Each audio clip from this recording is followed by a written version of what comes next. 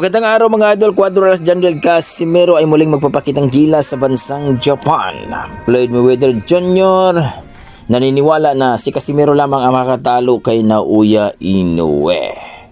MP promotion, desperado na kay Casimero. Yan ang ating pag-uusapan ngayon mga idol. Pero kung bago naman kayo sa ating YouTube channel, baka pwede makahingi ng isang like, subscribe at pakipindot na rin na ating notification bell mga idol para ma-update kayo sa ating mga bagong video na katulad nito. Well mga idol, alam naman natin mga idol na talagang inaabang-abangan itong laban ni Casimero dito sa eliminator bout na kung saan aprobado ng WBO.